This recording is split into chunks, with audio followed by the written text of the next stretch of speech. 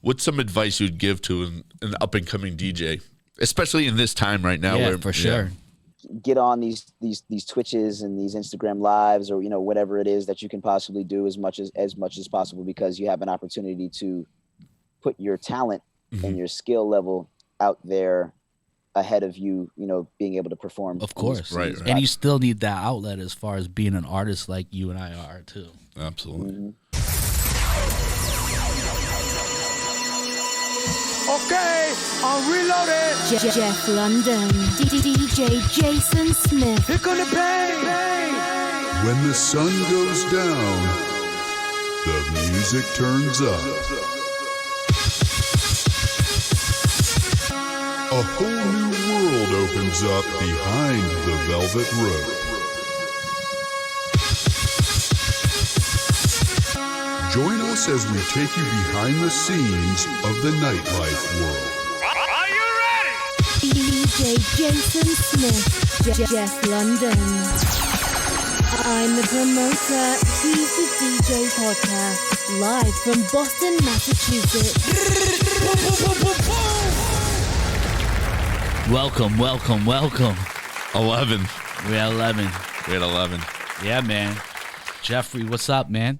Oh, a lot as usual. We got some club news stuff. Yeah. We got Tao Group taking over or merging. Well, I think they're taking over the Hakkasan Group, which is huge for nightlife around, I guess, the world. Yeah, we were talking about this last week a little bit, and I was like, that's like stretching yourself as far as like you can only trust so many people to run venues for you. You know what I mean? So I was wondering, how are they going to take over all these, new venues and have their people, that they trust running these venues. Right. You know what I mean? So it's like crazy. But from what I've learned and understood is that, yes, Tao bought out Hakkasan Group, but Hakkasan's still going to be running operations. I could be wrong, but that's what I heard. I don't know all the details. You might as well keep the people that are familiar with the properties in their jobs. Absolutely. Rather than just bringing in Joe from God knows where that knows nothing about the room prior to having that job there. So I think that's a great idea. And congratulations to Tao Group. Shout out Tao, I know you've worked with them before. Yeah, I've done a lot of over the years. Yeah, I've done a lot, Played almost all their venues in New York. New Khaled album? New Khaled album's fire. Yeah, man. What'd you think? Talk about it. I think that it was cool. Mm-hmm. The Thankful record at the beginning, the first track, I was really like waiting for these drums to come in, like big booming, just like hard drums, and it just didn't. So I was just like, come through. I'm like, what is this? Where's this going?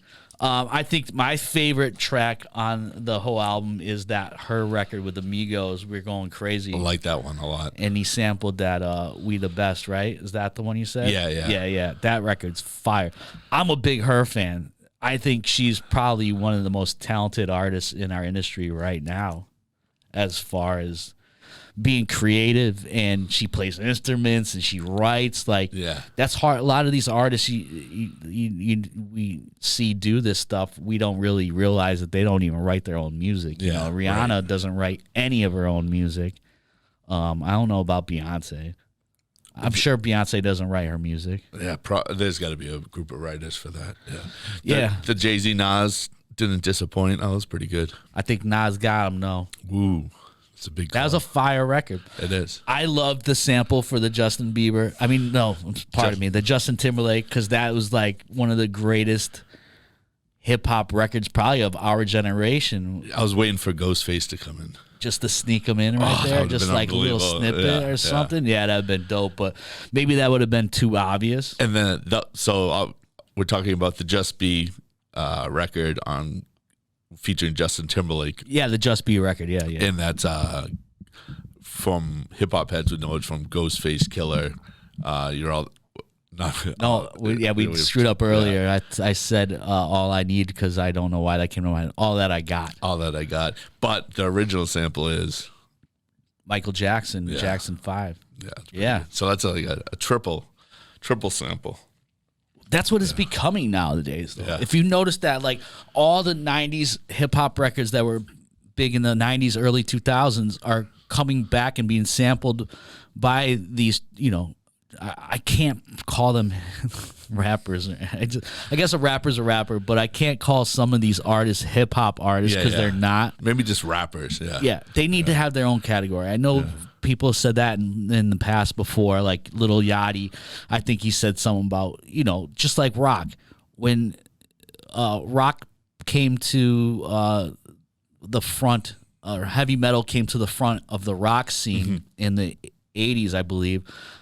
I believe that Metallica was up for like rock metal band, and they lost to like Jethro Tull. Right. And it's like you can't compare Jethro Tull to Metallica. Right. You can't you can't compare Lil Yachty to Nas. Yeah, I'm sorry. Right. They need I think that needs, so basically what I do to help me recognize the difference between the genres is when I put those artists like Lil Yachty and the Migos and all that stuff when I categorize it in my music genres, I put it trap/hip hop. That's a good one. Yeah. Because there's another thing. Yeah. There's like electro hip hop that's like EDM electro. Right. Wait, did I screw that up? What I'm saying is there's trap music that's like EDM trap music. Yeah. So there's two different types of trap. So I have to put trap/hip hop. Right. You know what I mean? Or else it could just fit under trap. It could be now you're house, trap house, trap EDM, trap hip hop. So it's like, you have to, because I don't want to get screwed up and like, especially I get lost with the overwhelming amount of music that I have to be precise on how I categorize right. it. You know what I'm saying? And I do not feel like you can compare those two together. So they should definitely have their own. So going back to like the Grammys, after that, it was such an uproar that you had Metallica and they did a heavy metal category. Yeah, they came up with a different category. There's different categories out of rock music. We'll call the Grammys tomorrow. We need a trap category. Yo, if you got a pull to the Grammys, hit us on our DM at I'm the promoter, he's the DJ. We'd love to speak to the committee and pitch our ideas. And grab 2 tickets for next year. And also we can't forget the which Khaled does amazingly is bring some reggae artists together in the way. Well, because he's such a huge fan of and I am also, and you are also. Yeah. One of the first vacations I ever went on, the first vacation of my entire life as an adult was to Jamaica, just because I love reggae music so much and the vibe that it brings. Yeah.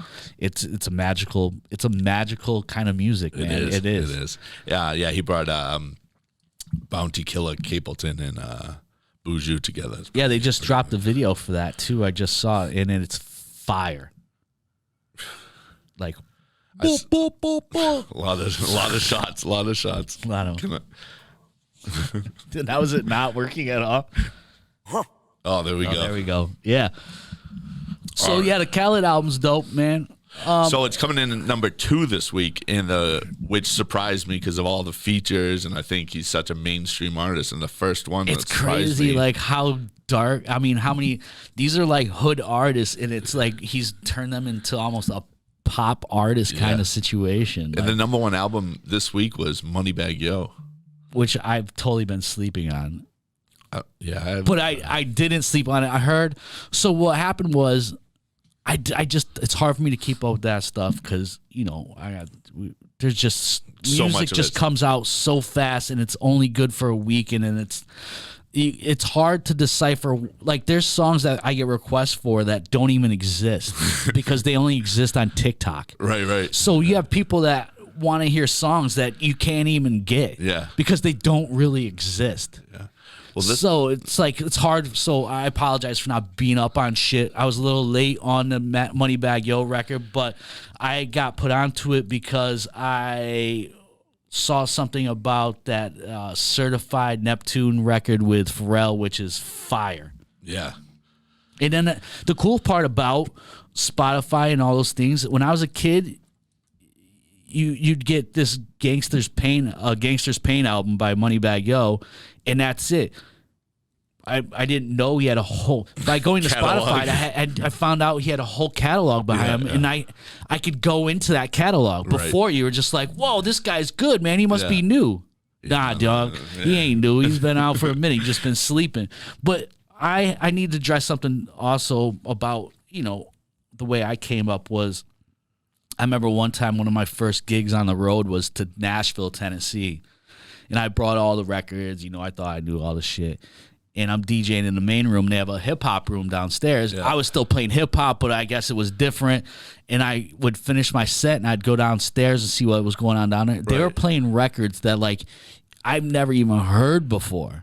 You didn't even know they existed. It was you might as well be I thought I was in another country, let alone another city. Just that down south. The records were so fire. And I didn't, you just don't know. You're not familiar with them. Because they don't break. We were so New York and heavy in New York, and hip hop was built out of New York City that you're used to that New York City thing, and those records just didn't, at that point in time, they didn't break to the north yet. Right. Now it's a different story. Yeah, and now people have access to an infinite amount of music, which isn't good and good at the same time. And that kind of gets into our question of the week. All right, man. What's our question of the week, Jeff? All right. So we got a winner with this. Wow, what a setup that was, huh? Yeah. Can I get a round of applause for that? Yeah. All right. We actually think we know what we're doing around here. So, put a little contest out. This week's winner gets some merchandise from I'm the Promoter. He's the DJ store. Shout out our store. Don't forget Big Night Media. What is it? BigNightShop.com. BigNightShop.com. That's BigNightShop.com. You got it. So this week's winner is Matt Minahan. Appreciate it. All right, Matt. Yeah, one time for Matt, yo. Yeah. All right.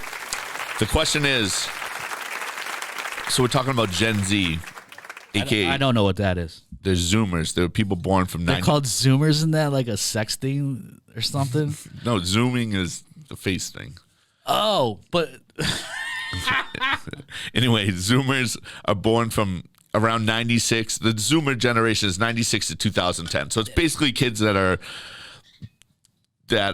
at the clubs right now, a little bit before the clubs. So the oldest would be 24. So freshmen in high school. In college, you mean? Seniors in high school? Yeah. So a 2010 would be, 11, 12-year-old, whatever. But the oldest would be a 24-year-old. So with that being said, the Generation Z population most will soon be enough to drink, some old enough now. Yeah. What are your thoughts on the TikTok dances, the songs, and for me, the new marketing tactics, et cetera? And you just told about that TikTok. So why don't you go on about that? Well, I think I said something, last week or the week before that I need to get on TikTok because I don't really have that. And I have to get up on it because a lot of music's actually being broke on that platform, which is crazy to me. Mm-hmm. And sorry, I got a text from somebody. That was important. Sorry, guys. I know I shouldn't be looking at my phone because I should be dedicating all my time to Jeffrey and the podcast and you guys out there. But I said something a few weeks ago about how I need to start getting on TikTok because songs break on. So going back to what I said earlier, I found out a lot of those songs that are breaking on there aren't available. Or they're samples of old songs that just been chopped up that a DJ made. They're making specific records for TikTok dances, and they can't put them out because they don't have the rights to. So I'll get requests for stuff like that, and I'll be like, yo, I have no idea what you're talking about. That's crazy. Yeah. But it's cool, though. I get it. The TikTok dances and stuff, that almost comes from that Cash Money era with Back That Ass Up. After, I think, everything started with Electric Slide and what was the other one? There's another one. Yeah, there's so many. Yeah, Step in the Name of Love. Yeah, Step in the Name of Love, all that shit. And all that stuff out of Chicago. They got all those dances, and that took over, and then we took it to the hood, and we started Back That Ass Up. And then Twerking came out, and then, it went viral and all that stuff. But are you a good twerker? Yeah, I kill it. Especially the 1 foot on the wall and 1 foot behind my back. So it's dope that it's like that. And there's artists that actually create specific songs for that. Mm-hmm. So some songs pop off just because they have a dance that goes with it. But do you know where that originally came from, though? That came from Jamaican music, bro. 100%. Yeah. That was that reggae joint where it's Pun the river, pun the boat, or what was it? Yeah, yeah. Run the river, run the boat. Elephant Man, yeah, of course. Elephant Man, and Signal the Plane, and all those. That was all in that era of reggae, and that artists saw that it would work. That it would propel a record to go further because people can have a specific dance to it. I mean, yeah, it's to go over this too is I see it in the club too. I mean, things like the Dougie and stuff like that have come out recently. I mean, not recently, but in the past 10 years. Yeah, the Dougie, yeah. So the second part is about the marketing tactics of these new generation Z people. And well, I think you could do some. With that being said, I think that my opinion on the marketing tactics is you have an unlimited amount of ideas that you can use now to get. I think, speaking of that, I heard that, and now don't quote me on this because I haven't actually dug deep enough into this, so please take this with whatever. Don't come at me like, well, that's not what happened.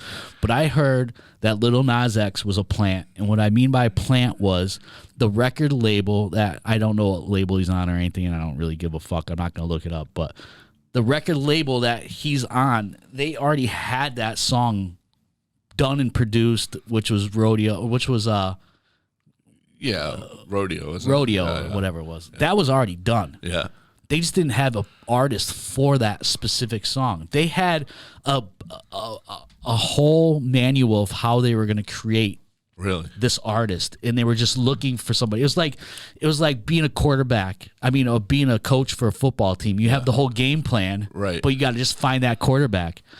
Lil Nas X was doing his little TikTok videos, and the record company saw that and brought him in, and the rest is history. Wow. It wasn't his music, it wasn't his vision, it was already pre-done, and it was just I'll have to look into that. That's pretty interesting, yeah. But that's what I heard. But as far as what you do and what I think that the crazier concepts you come up with to track people's attention can help in your business. Absolutely. More than mine. I think, yeah. I mean, it helps you out more than it helps me out, I think. Yeah, I think the marketing tactics, now there's new ways to,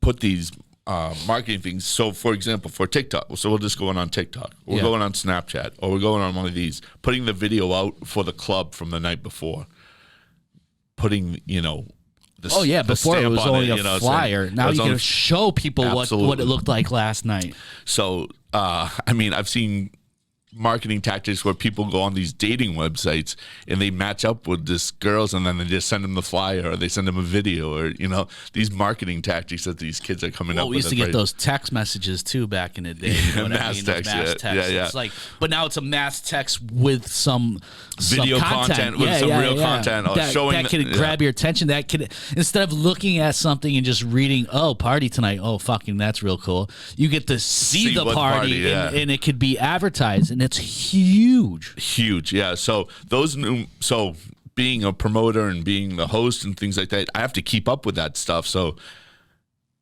do I think it's the best way to do it? No. Do I do the old school way? Sometimes. Do I have to learn this new stuff? Yes, definitely. Because if you don't keep up, then you're gonna get left behind.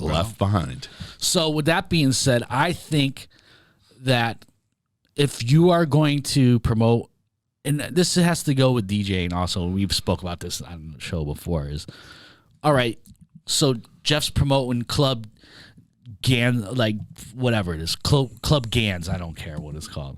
I know a guy named Gans. But Club Spearmint or something, right? Yeah. You know what I mean?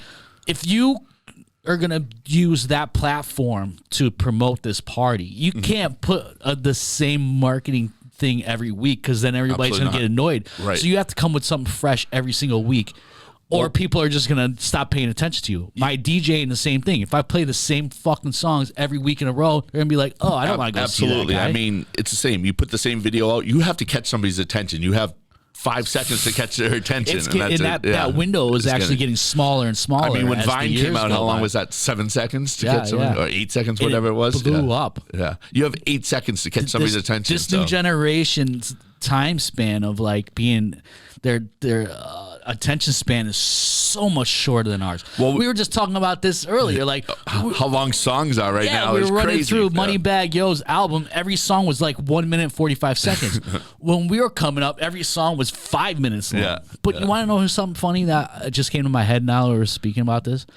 I believe all the Beatles songs were like 2 minutes long also. Really? It has to also do with, but the Beatles and stuff had a lot to do with the way the radio was back then.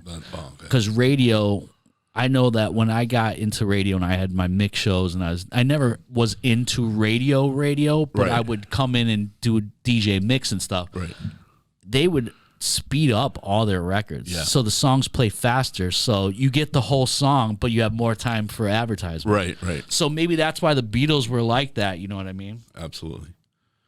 Well, we appreciate Matt. Yeah, Matt, thanks for the question, bro. I hope that answered it. That was a long-winded answer like we always have, but we don't care. It's love, man. Love. Yeah, dude.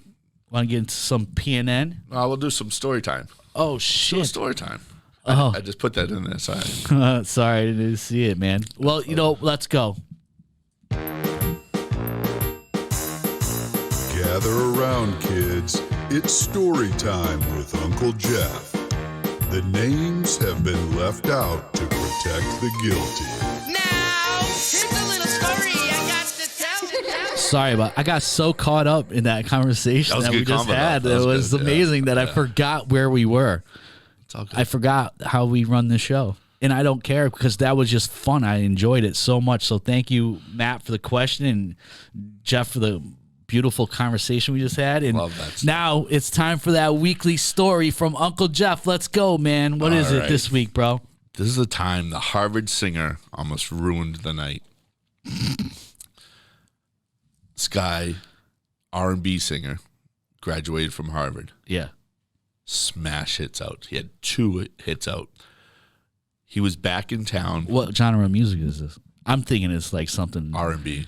Oh, really? I was Ish. thinking it was like Yeah. some like R&B. because he went to Harvard. I thought it was like some electronic, like weird, like you know what I mean? Like- R&B pop stuff. okay, so it was just like what's the word I was looking for? Just like commercial kind of like. absolutely. Yeah, absolutely. Oops, sorry. 2 smash hits at the time. We got him to host one of our famous Rumor Tuesdays, Evolution Tuesdays at Rumor Tuesdays. He was back at Harvard to perform for like their graduation or Spring Fest or whatever. Oh, it may so he be. graduated from Harvard and he came back to perform. Yeah, for so the he was in school. town, Yeah, so we were able to get him. We were able to get him that night to host. So he agrees to host. It's awesome. We're so excited. Put out the flyer, put out the text messages. Instant smash. Everybody wanted to come. Now, was he hot at that specific moment in time, or At was that it something specific moment in time, he had 2 huge hits. 2 huge hits. current? Current, though, I think okay. might have been both on the radio at the time. He was big. So, getting ready for the night, sold out night. Open the doors, 9:30, line down the street, place is jammed. 10 o'clock, place is getting really full. So excited for him to come. He said he's going to be around, 12:30. 12 o'clock comes, haven't heard. I'm like, That's the thing we were talking about before. Like when you need to have a reliable DJ to depend on. So when you have an artist, it's even more because people don't want to hear. At that point, they're not really there for the DJ of the club. They just want to see this dude. Yeah, and it gets So really they're just intense, and staring people at it, get yeah. like they get like their tension starts to go down. Oh, yeah. So I was like, oh, man. Get the call, 12:30. Sorry, just finished the show over there. Gonna clean up, head right over to you guys. He's at Harvard. From Harvard in Cambridge to Boston, 15 minutes, nothing crazy. Yeah. They leave Harvard at 1. So I'm like, all right, that's not bad. But people are starting not to get antsy, but At 1 in the morning. Yeah. Holy shit! And you guys close at 2. We close at 2. Well, you guys actually probably start winding down at 12:40 at 1:45, 1:50. But I was the owner knew we got to go right till the 2 button. Because he's delayed. Yeah, we got to give the people what they want. Or we're going to have a problem. Yeah, it would be bad. I mean, it would have ruined the night, kind of ruined reputations, things like that. Yeah, that's the worst. That's the scariest part. And being an R&B singer, pop singer, there was a lot of girls that night, and like the vibe was just awesome. It was probably DJ Hectic DJing. It was great. 1:30. Yeah. 1:25. Get a call. Got a call. Sweating. We're down the street, but we just got pulled over. Oh. He doesn't have a license. And he was driving? The body guy was driving. He didn't have a license. Oh, so he couldn't show. They were pulling him over and asked everybody for their IDs. He didn't have any. He didn't have an ID either. I'm like, you got to tell him that you got to show down the street. And this guy went to Harvard? Yeah. With the cop understands. Yeah. Lets him go. Drives him. He's like, I have 20 minutes to get this. The cop probably knew that if he didn't get there, the cop would be dealing with the club afterwards. So he's like, I either got to get this guy there. I'm gonna deal with an unhappy crowd of people getting out of the bar drunk. Flew the guy down there. I literally grabbed this guy out of the car, ran to the DJ booth, jumps on the mic, sings with 20 minutes left. The place just like erupts. He sings all of his songs, sings like 3 or 4 songs. Yeah. The light comes on, and people still talk about it to the day, one of the best things. But that was the time the Harvard singer almost ruined the night. Yeah. Well, that's good because it kind of like built up that suspense, dude. Awesome. Yeah, but I also had 2 heart attacks. I can only imagine with sweat coming Gather down. around, kids. It's story time with Uncle Jeff. The names have been left out to protect the guilty. Now, here's a little story I got to tell. That was great. I can't wait to find out who it was. You won't find it. So I just got a text. I think our guest is coming through. He got a little bit delayed. So let us set this up, and we'll be right back, guys. Can't wait. All right, we back, man. We're back. Yo, Jeff, why don't you introduce our guest of the week, give it an man? intro. Yeah, man, let's go. So GQ magazine called him the most sought-after DJ in the world. This DJ was born in New York, starting his DJ career at the age of 16. At 10 years old, he started playing bass and drums in a band and orchestra. At 17, DJ did his birthday party in Morocco, and the rest is history. The go-to DJ for artists like J-Lo, Kanye West, one of our favorite DJs. We welcome DJ Ruckus. DJ Ruckus, what's good, man? What's up? Yo, thank you so much for joining the podcast, man. We really appreciate you having you on, man. Absolutely. Me and Ruckus definitely had some crazy nights together, for sure. I can imagine.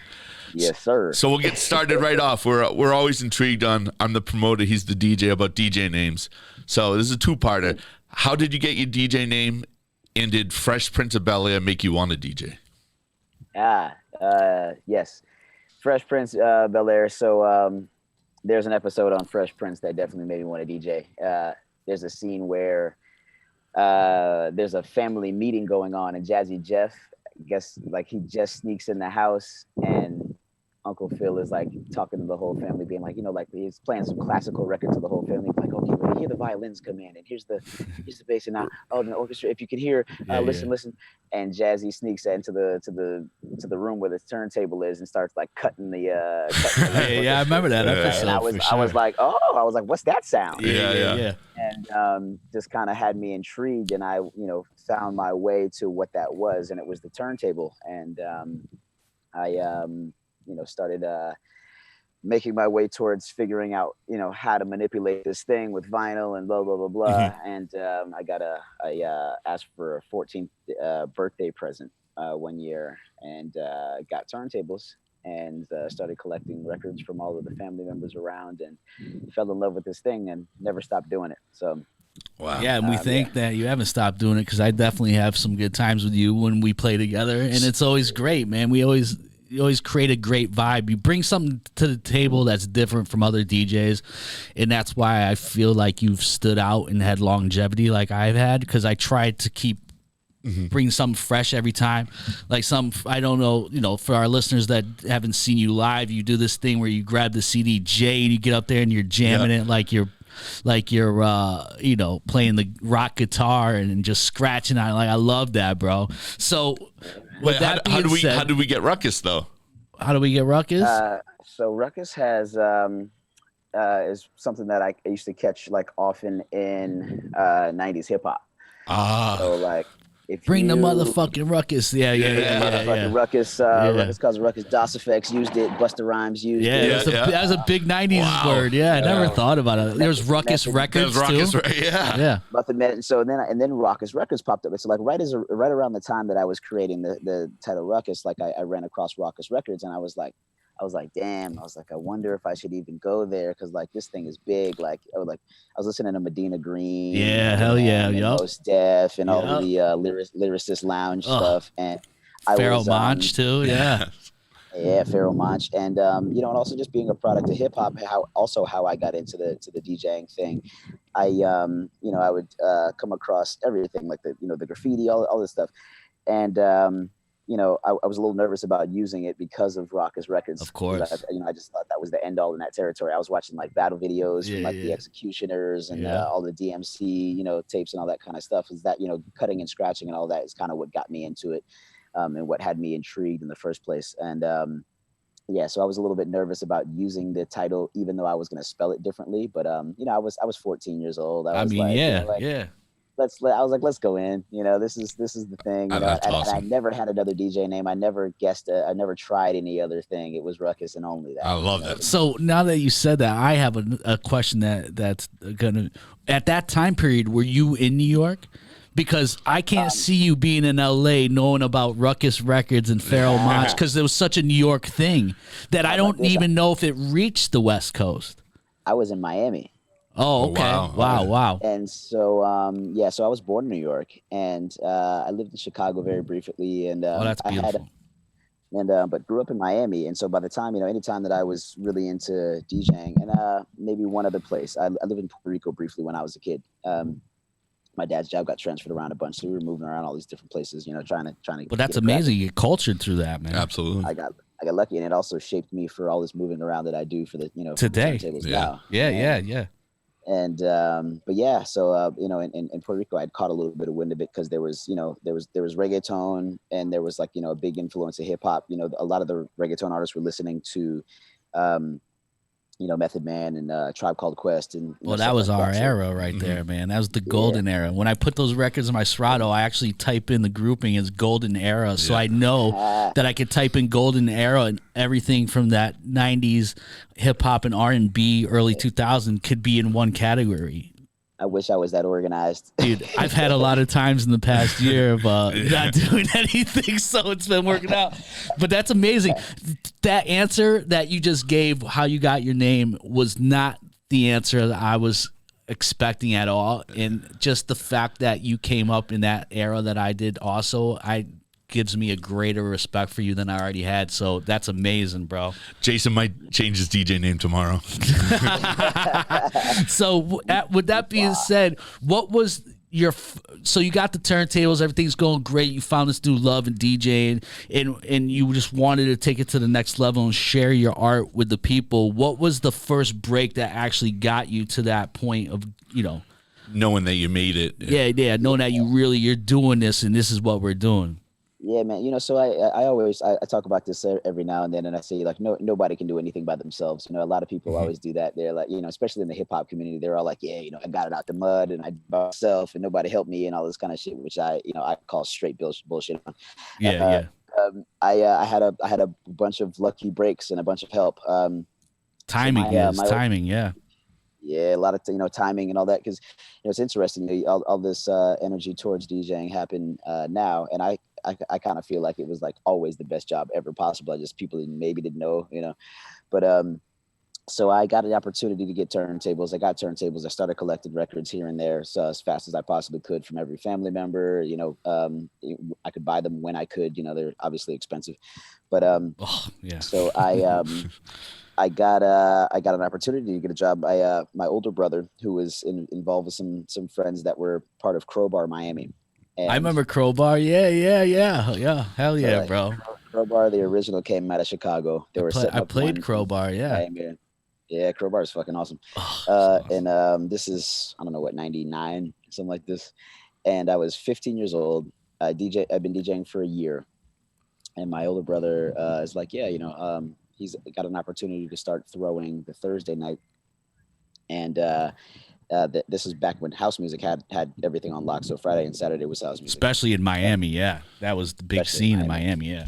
Yeah, man. It was, a lot of European and all this kind of stuff coming in. And so Thursday was HipHop night. They were like, you throw Thursday. He was like, I think my little brother's been kind of messing around with DJing. Why don't we try him out? Yeah, yeah. So I mean, the luckiest break ever on the planet. Live, that is Crowbar is like live in Miami. Yeah, it was. I think Dave worked over there at that time, right? I think maybe he did, or he crossed paths. I think he was at Tantra or something like that around that time. Yeah. Wow. But like everybody who's like the OG in that business is still, around. They worked at that nightclub. That was legendary. Yeah. So I get the opportunity. I go there, got one crate of records, not enough records, not enough to do what it is that's just happening. And I talked about this the other day. There was a record that I bought. Remember AV8 Records, Crooklyn Clan? Of course, yeah. Right. So the Be Faithful AV8 Crooklyn Clan record. With Fat Man Scoop. We just talked with Fat Man Scoop a couple weeks ago. Yeah, he was on our show a couple weeks ago, yeah. That's what's up. what a legend. So Be Faithful with, Faith Evans. I mean, that was a banger then. Yeah. That record still plays today. To this day. It's a timeless record for sure. To this day. I'm talking 98, 99, whenever it came out. There's not too many records that did that like still that, and it's not a song that was put out by like some label, it was like this DJ version, like it was like a hype record. It was almost like a white label white label bootleg record that later got picked up by AV8 Records, which I don't know how they made any money or like cleared those samples, but they probably didn't, but so that was one of the first few records, and I go to DJ this set. Obviously not enough music, but everybody's kind of like, who's this? It's like this little kid DJing in like the club. What's going on? The owners were cool about it. This is back before all the social media stuff, so it wasn't such a big deal. They they kind of like covered their asses about however they had to do it, and they were like, as long as he's not like caught drinking in the nightclub or whatever else, I think it's okay. They're down, yeah. So, and my older brother and me and my convinced my mom like he's gonna get paid. I think I was getting paid $300 for playing from 10 to 5 back then. Wow. Yeah. With one crate of records? One crate of records? Oh, so I was running it back quite a few times. Right. Yeah. They heard that song a couple times in the night for sure. So nice we like it twice. Thrice. It's thrice. And so we got it. I got it going, but and then everybody around just gathered around and helped. That's awesome. Shout out to Smack Entertainment guys, Bill Spector, Angel, Conrad, Navid. These guys helped me. They were like, I like what you're doing. You're good at this, but you have to open up your understanding, your catalog of music, your character arc of the set. You got to start somewhere, you got to end. I was playing Be Faithful and all that kind of stuff. Like, as soon as I got on, I was kind of right. I was just out of place. And so they took me to the record store in like Hialeah or something like this, and they were like, you need Bon Jovi and Hot for Teacher, and you need some funk records, and you need this stuff. Just get it be a little bit more versatile. Right. Be more versatile, be able to warm up, open up, and then play your headline set, and this kind of thing. So they coached me through it along the way. My older brother Jovar, same thing, and got me into a place where I could do it, and made it work long enough to where as the party started to bubble, to grow. And then he started bringing in some headliner DJs from different places and then that's also where I got an opportunity to see the guys, who did this for real, and see how they do it and learn from that. Yeah, of course. Exactly. Inspired by them. So I got to see Mark Ronson, and I got to see Kid Capri. Wow. And I got to see, Grandmaster Flash, Jazzy Jeff. They started booking these acts, from what they knew, doing parties in New York or seeing parties in New York, and bringing that talent through from, mainly from New York, but sometimes some LA, some other cities. That's what New York was really popping though, for sure. Bro, Mark Ronson is still my idol. That's awesome. He's probably one of my favorite DJs still to this day. So speaking That's amazing. Yeah, speaking of timeless records, rumor going around that all the words to Crisscross and Miss the Bus. Oh shit. It's like that interview with that dude that knows all the crazy shit about the hip hop artists. Oh yeah, we were talking about Who Nardwar? Yeah. Is it true though? 100%, bro. I love it. All right. I'm friends. You know, it's interesting how the universe comes full circle. You know, like my brother was a big Run DMC listener too, and I DJ with Run, with Run DMC and Rev Run a lot now too, and it's crazy to watch things come full circle. But and Jermaine Dupri, So the homie, who's the guy who produced all that stuff. I mean, there's worse songs to know the lyrics to. Yeah, that's true. Let's be honest. Well, because my ass used to miss the bus every day. And so, I wasn't a morning person. I lived in Connecticut at this time. I moved around so much. So I lived in Connecticut at this time. And I was, I had this long ass driveway because we lived in this house that was like way far, this weird driveway in this like little house complex. Yeah, everything is weird in Connecticut. Yeah. And I was daydreaming like a mug, just walking down like all the way to school, and I missed the fucking bus like every day. So it was like your theme song and walking to the bus song, bro. When that song came out, because that's also the first CD I ever bought. Wow. Or ever was. Was it a CD or is it a tape? No, it was because it was CD. Damn, you was rich then. Yo, I remember. I have a memory like that too. I remember the first time that I saw Kris Kross's Jump. Yeah, I remember the video. I could put myself in front of the TV and I could smell my house for that song, and I could tell you what I was eating the first time I saw Juicy by Biggie.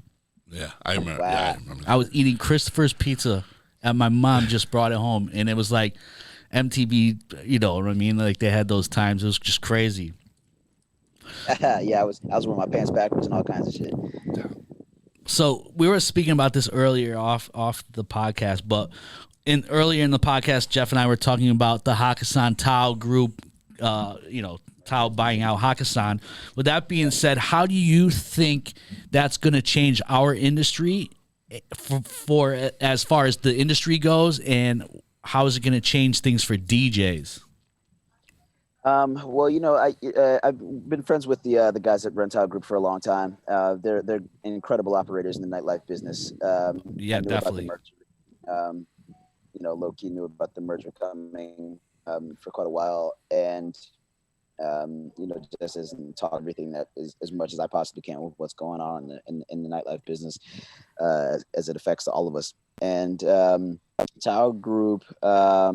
One, I mean, it's a beautiful thing. What a great merger! I think they'll do a better job running the that nightlife conglomerate than the people that were in there in the first place. Mm-hmm. That's my honest opinion. So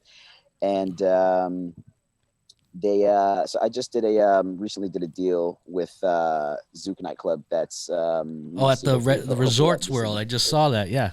Congrats. Congratulations. They just got Tiesto too. I saw. Yeah, there's a good team, man. Tiesto, Zedd, some of the guys are on there. Are they signing? Do you think they're signing year contracts, or you think they're just doing one dates? It just depends on what they have some dates with guys that have 3 dates, 8 dates. I did a year with them. That's awesome. Congratulations, which was bro. Awesome. Thank you very much, man. And so as far as Las Vegas goes, I'll be outside of Tao Group circuit. But I had a deal with Hakkasan, and I've had shit when I was since 19 years old. I've had a residency in Vegas. Wow, that's amazing. In different places. Yeah, that's crazy. Wow, that's amazing. If it's maybe I'm out of my jurisdiction, I can probably say it now. I had a fake ID. I was like 19. So what's the word? The 10-year. Time limit, yeah. Statute limitations. We good. Yeah. Don't worry, we don't tell anybody anything that they say. Yeah. We outside. Yeah. I had a residency there at the Palms. Wow. Actually, no. I did too. I did Ditch Fridays. Oh wow. So I must have been somewhere right around the time. And then it was before AM. It was after AM passed. That's when they brought me in, and I would do Ditch Fridays every Friday or every other Friday at Palms Pool, and then ZTrip would play at night at. Yeah, exactly. Yeah. ZTrip was around there too.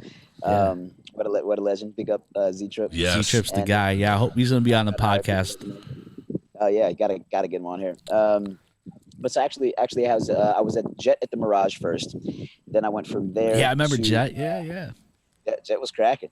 I went from Jet to the Palms.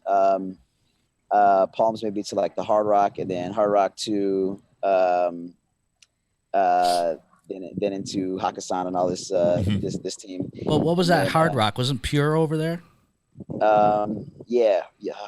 Pure or Clinton Sparks had a night over there too. Remember? I forget the name of it, but yeah, there was a club. It was and also the Bank.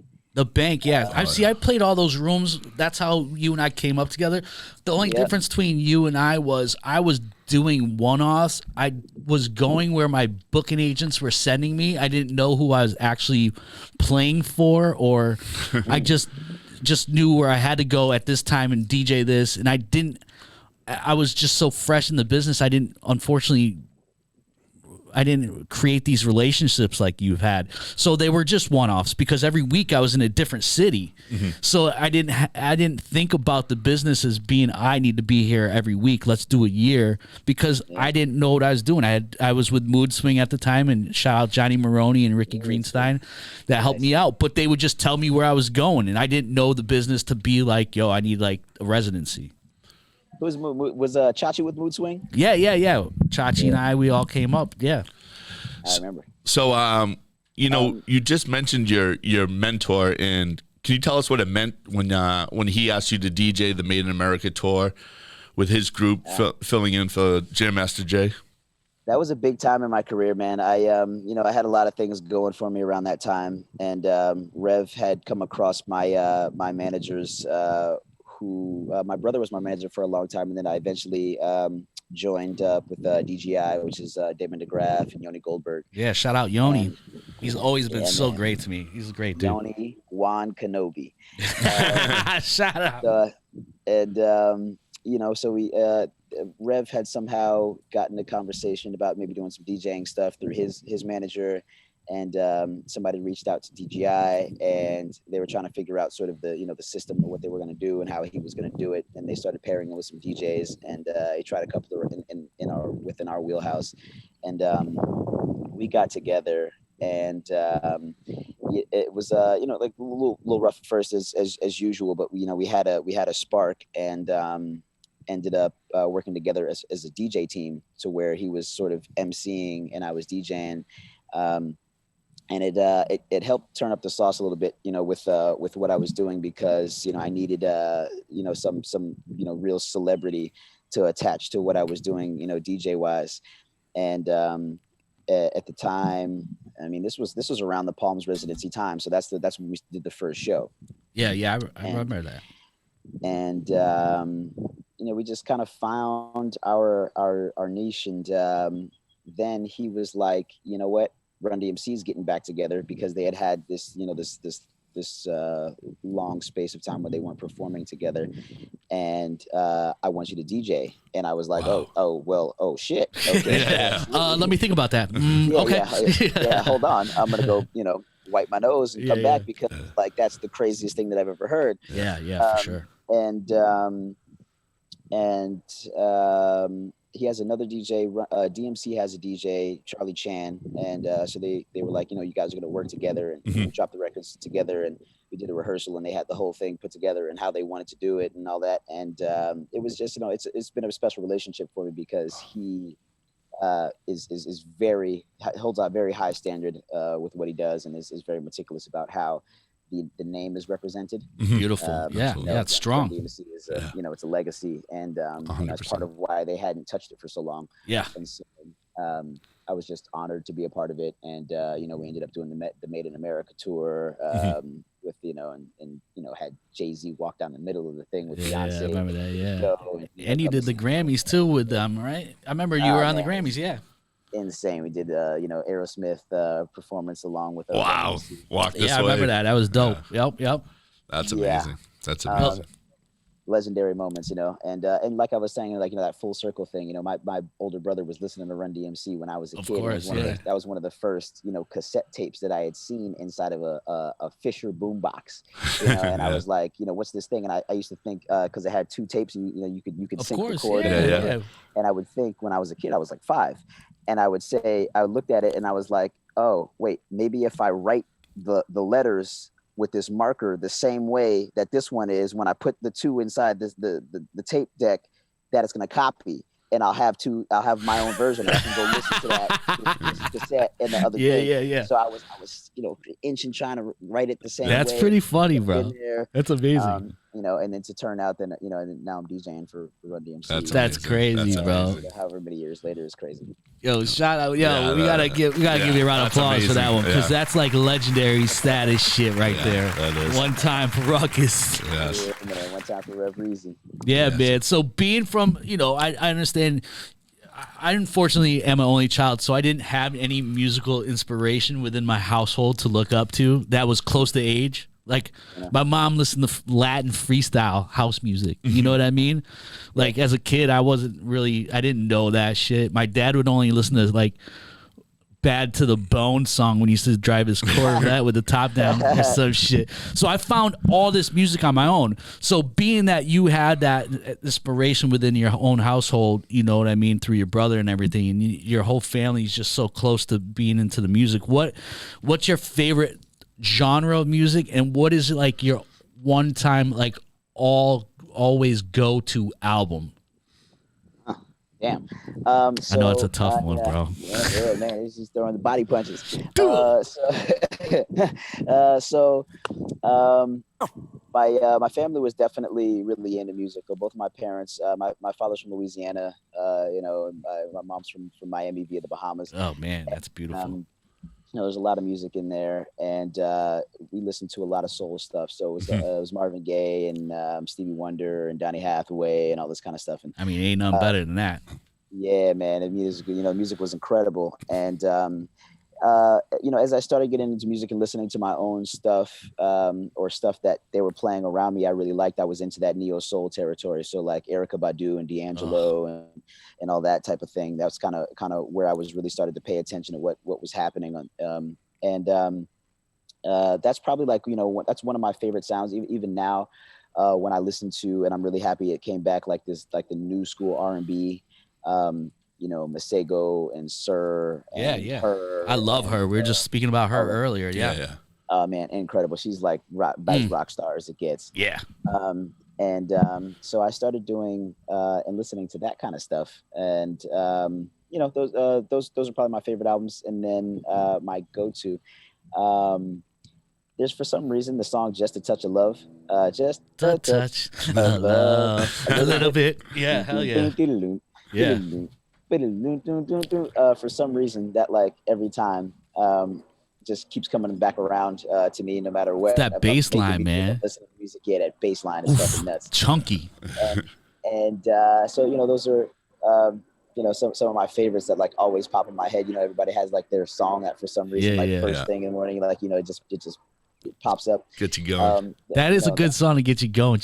Like you can't listen to that and not have a smile on your face. Like you gotta be in a fucked up place not to have a smile on your face for that shit. That's the one. And then I think overall my favorite like rap album that ever was Tikal from Method Man.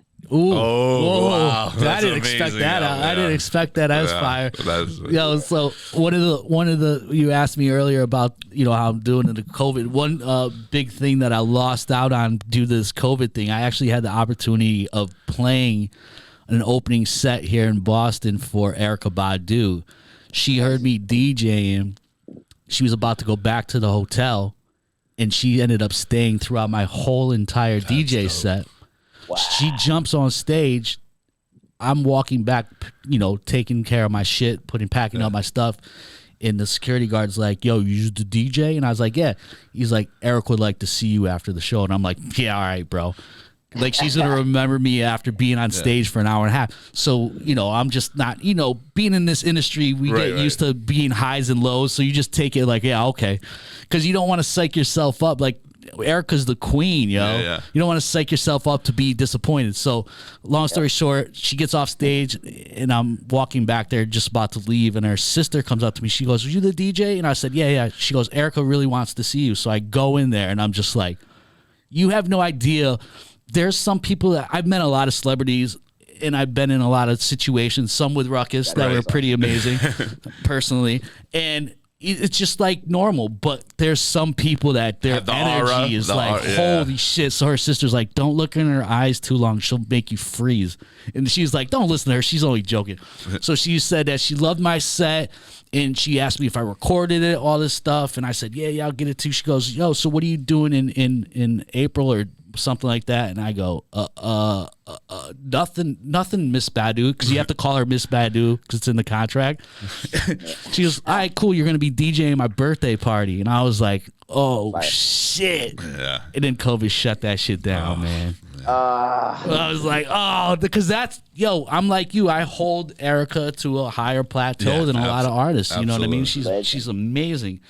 So Legend, that's man. my story. All right, It's before amazing. It's amazing how that stuff happens with DJing. It's a beautiful thing. Yeah. It's all very about, true. like you said earlier, it's about being at the right place at the right time, and that's it.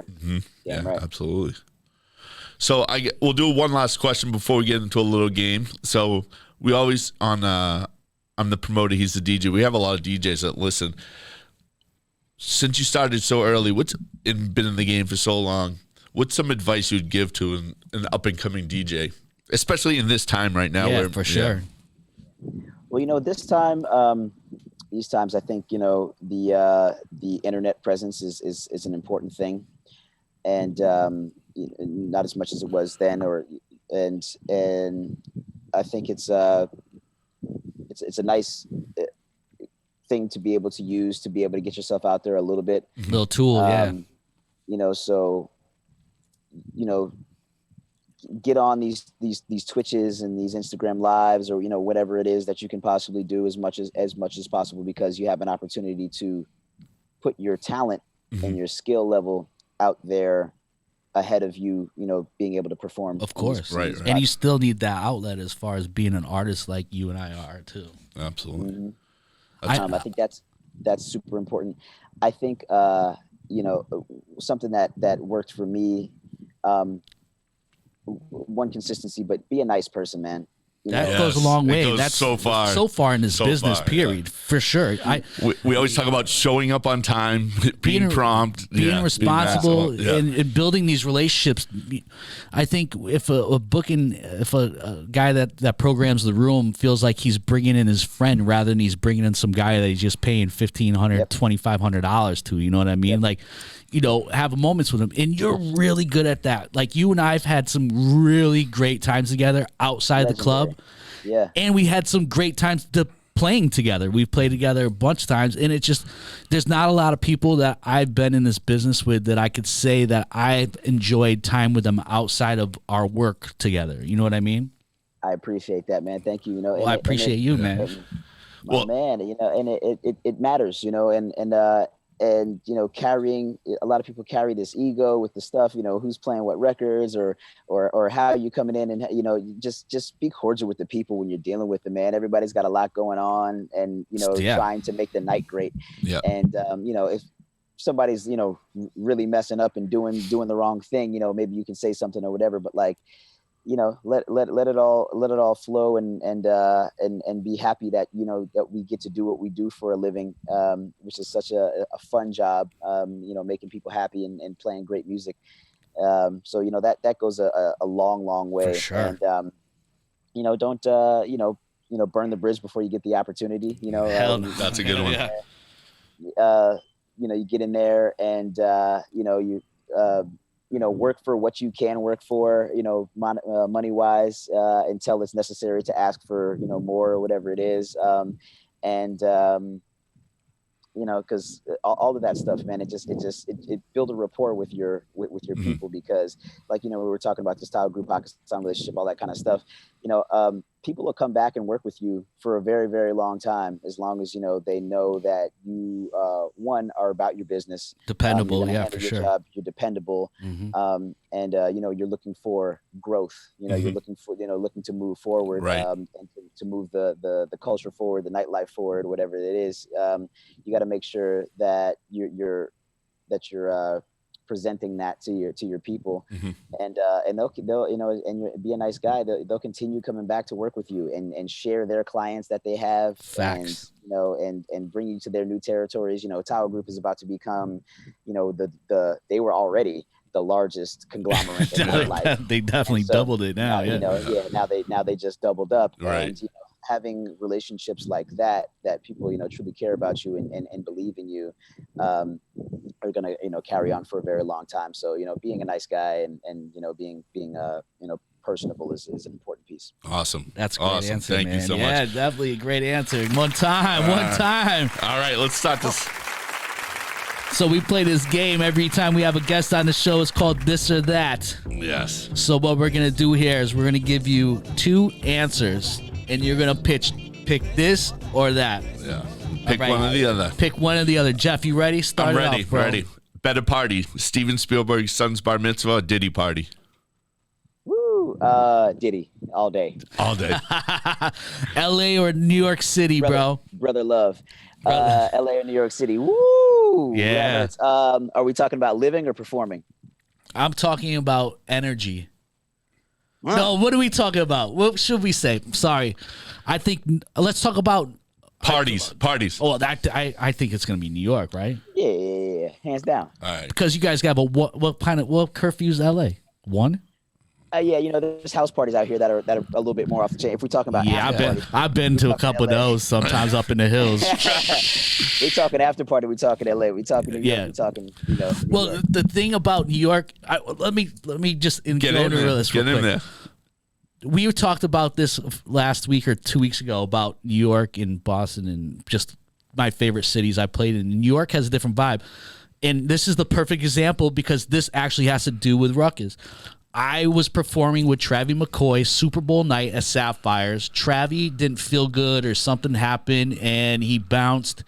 And I had a fucking sprinter for the whole night. I mean, New York is popping this night. It's Super Bowl Sunday with the Super Bowl in New York City.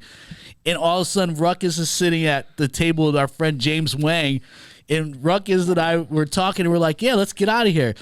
We ended up taking a sprinter to like all these different. That's the thing about New York is you and I went to 5 different spots. And you could do that in New York. Most cities, you're at one spot and that's it. We bounced around to so many parties, ended up at a hotel, and then ended up taking an Uber back. Like, that was a great, fun night. You can't do that everywhere. That's some New York shit right there. Yeah, New York is definitely fire for that for sure. I just want to include that story. That night, so we go in New York with parties. All right. Yeah. CDJs or turntables? Woo! Turntables. Oof. Yeah. We spoke about this last week too. I said there's some things you could do on a CDJ that you can't do on a turntable. Yeah. There's some things you could do on a turntable that you can't do on a CDJ.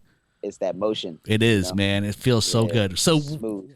So what your favorite actor or actress, Megan Fox or Jacob Eldery? I don't even know who those people are. The internet is wrong. The internet is wrong. The internet has failed me. Boo, internet. Boo.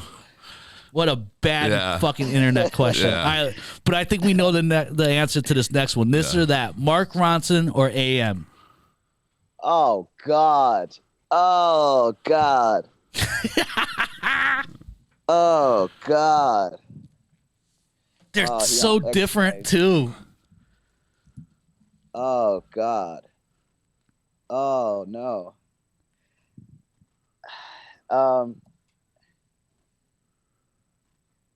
Man. I gotta say AM, man. All right. Because AM gave us the style that we all rock with. So he created that style, yes, for sure. And I want to say Mark took a little bit of it too.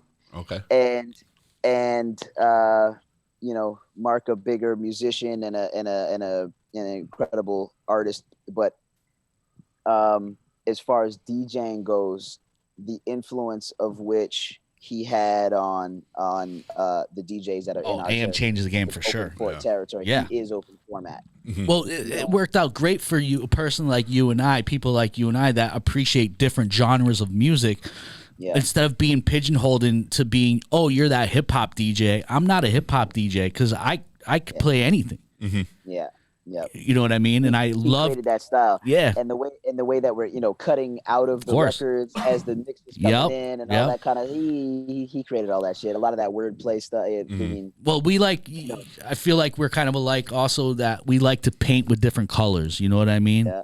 Oh, so 100%. in AM kind of made that allowed us to do that through him doing it first. I saw it from Mark Ronson originally, but AM is that capitalized on it, took it really All right, ran with it.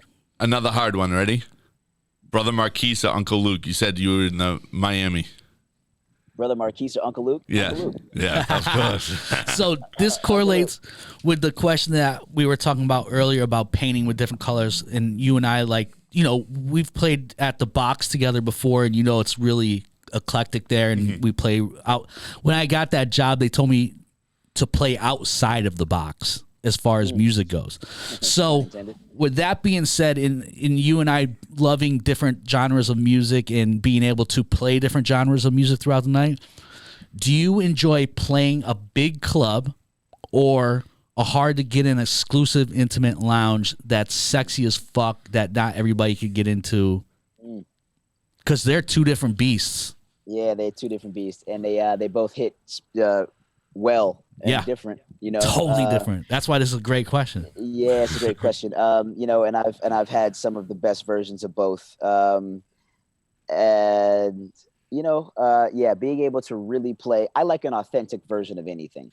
So if you are truly a rock and roll fan, or you're truly a hip hop fan, or you truly, I like to be able to really get in the pocket of whatever that is. It feels good. Real in either place. So, if I'm in a big club and the place really loves house music, or I'm in a big club and they, place really loves hip hop, whatever, I'm about the authentic version. And usually in a smaller venue, you get the authentic version. Yeah. So, depending on who the clientele that's in the room is, a small room is more fun usually. Awesome. Yeah. Well, with the small room, you could paint a little bit easier because in a small intimate room, I feel like that already has energy to it. As far as a big room, it's a big room. You have to create something. Right. Like when I DJ at Rose Bar in the city, like that room is so sexy that shout out Frank Roberts. What up? Yeah, man. Frank, I could play almost anything in that room, man, and it works as long as it's sexy. I'm not going to go in there and play some heavy metal shit, but sexy, just vibey, and there's always somebody that's going to be in that room that's going to respect that. And I've gotten so many gigs out of that room in the box. Shout out the box, everybody over there, that I just love it. So that's why I wanted to ask you that question, because you and I are in both of those worlds. Some DJs that play those intimate lounges don't cross over into the big rooms. And some big room DJs never played an intimate room like that. That's why I wanted to have you on the show, and I have so much respect for you, not only as far as a DJ, but you're my dude. You're a good fucking dude. Absolutely. And we appreciate you taking this time out and rocking with us today, man. I appreciate it. And getting Ruckus with us. Ruckus with us. Ruckus with us. Yeah, one time. Thank you so much. Thanks, brother. Guys, thank you so much. Thanks for having me, man. Absolutely. I can't wait to rock soon, my friend. I mean, we're almost there, brother. Let's get back outside, my brother. I miss that pretty face of yours and that energy, for real. For real. There's not a night that we don't have fun, and anytime we're together, and I always appreciate you, man. In Atlantic City, we done everything, so. Thank you. Man. All right, Ruckus. All right, thanks, brother. You. Peace. Please. Yes, peace. Cool. That's pretty fucking good. That was awesome. Should we get into some PNN right away? Yeah, let's go. Let's PNN. go. Yeah, man. Thanks to Ruckus again. That was awesome. Man. Shout out Ruckus, my fucking guy. Yeah, that was awesome.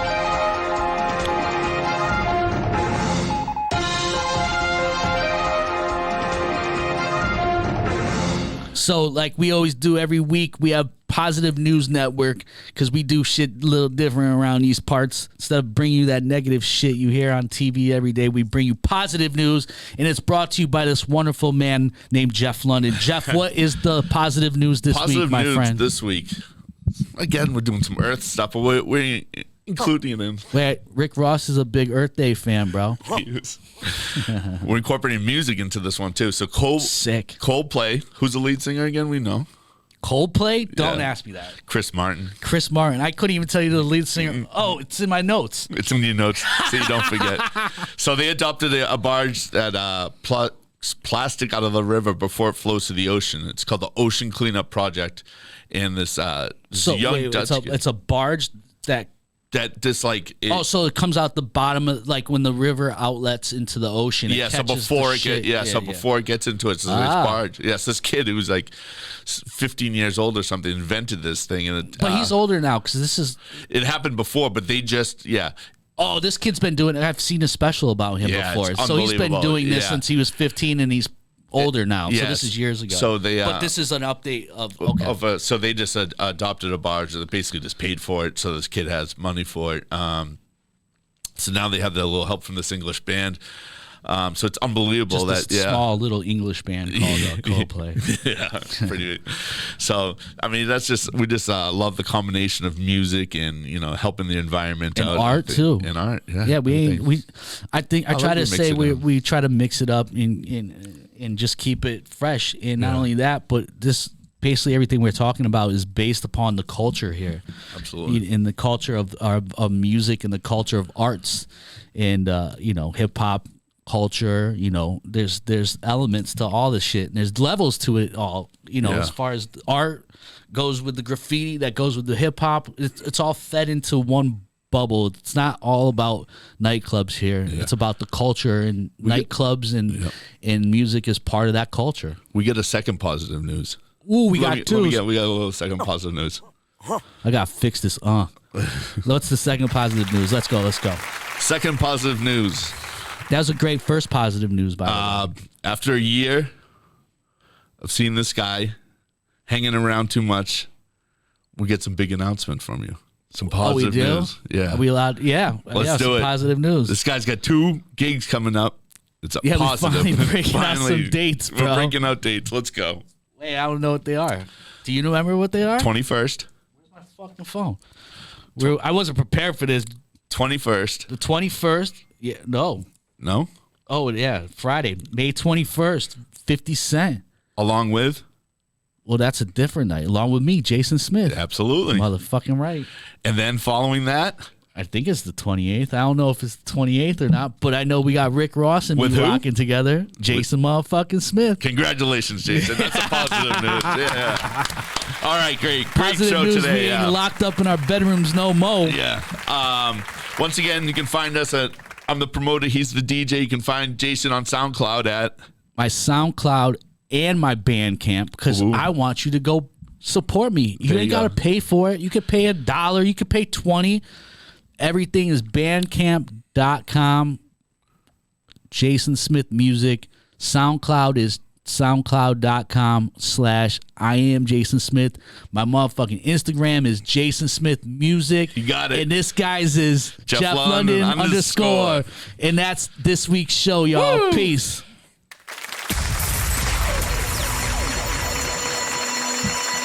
Okay, I'm reloaded. Jeff London, DJ Jason Smith. Here come the bang.